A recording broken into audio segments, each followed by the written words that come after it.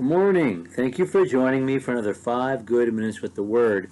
I'm Barry Bryson, and we're in the book of Ecclesiastes, and we're going to read verses 14 and 15 today.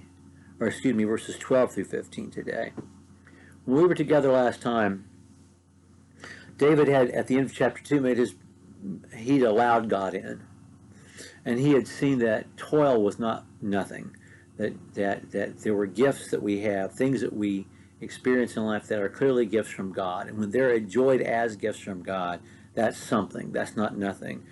And he immediately looks again at the circle, this closed loop that he talked about as just a circle of wind, striving after wind, trying to catch the wind. It's just a big zero. The circle makes a big zero. And now he says, no, the circle doesn't make a big zero. The circle is itself a perfect and beautiful shape that God has made. And that inside this loop, there is purpose to everything. There's balance to everything. If we'll just see it. And if we don't ruin the circle with our own sin and our own foolishness, then we'll see the balance of the circle that God has given to us. This life that God has given to us here under the sun. And he also said this last time we were together. He said God has put eternity in our hearts, but he's kept it from us. That we have a longing for eternity, but God hasn't made us part of it and has told us nothing about it. And I want to go ahead and say that's an interesting thing for him to say, because his father certainly believed in eternity. Psalm 23 ends by saying, surely goodness and mercy will follow me all the days of my life under the sun here on earth, and later on after that life is done, I will dwell in the house of the Lord forever. Solomon, you know, was not the first child to be born to David in Bathsheba. He had an older sibling who died almost immediately after birth. And we know from reading 2 Samuel, chapter 12, that David pled and prayed and fasted and didn't bathe and didn't shave, pleading to God for the life of this child. And after the child died, he got up and he took a bath, changed his clothes and shaved and went on with his life. And everybody was just amazed. And he said, listen, when the child was still sick, there was a chance that my prayers might have made a difference. But at this point, God's will has been done. And then he says this, he cannot come to me, but I will go to him.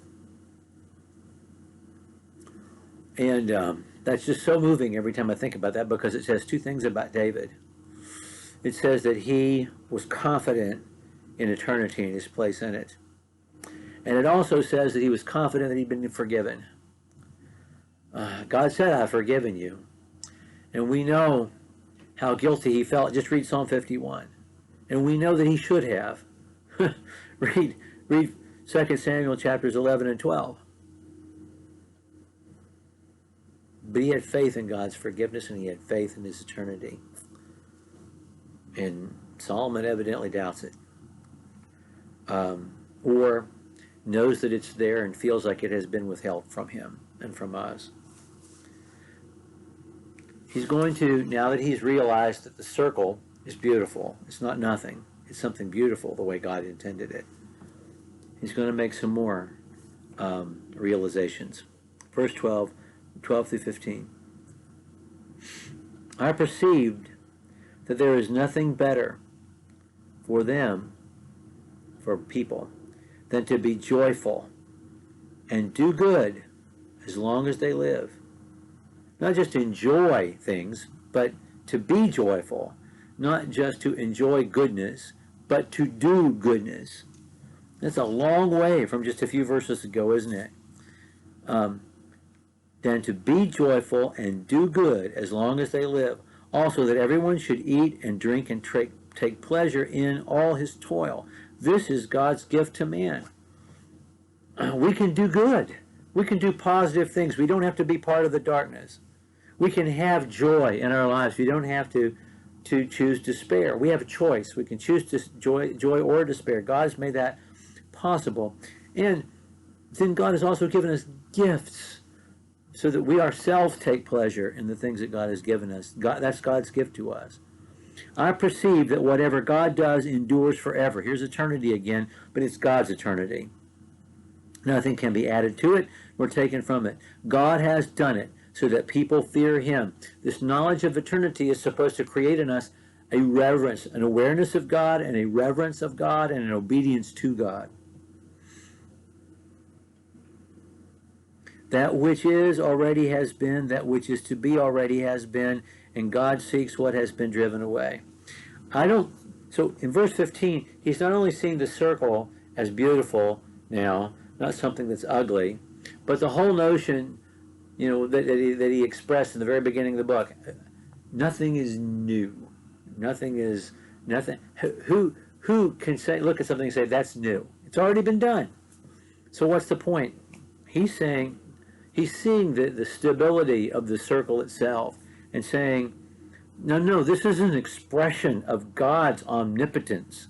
This is an expression of God's incorruptibility. And that's a good thing. And then he says this, and it's almost like this is when hope enters in. Hope for himself, hope for everyone who's lost. God seeks what has been driven away. There's so much in that last statement, in that last phrase.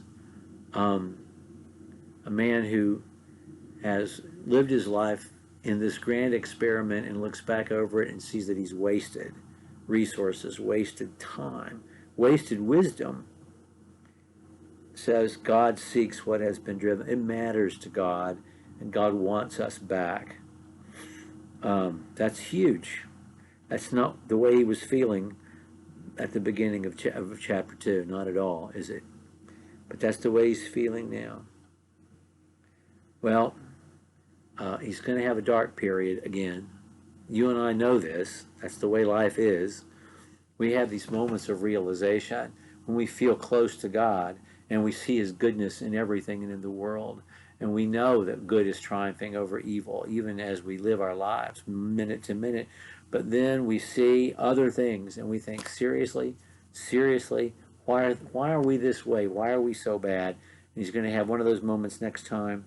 Thank you for joining me for another 5 good minutes. We'll pick up with verse 16 of chapter 3. And I look forward to us being together again next time.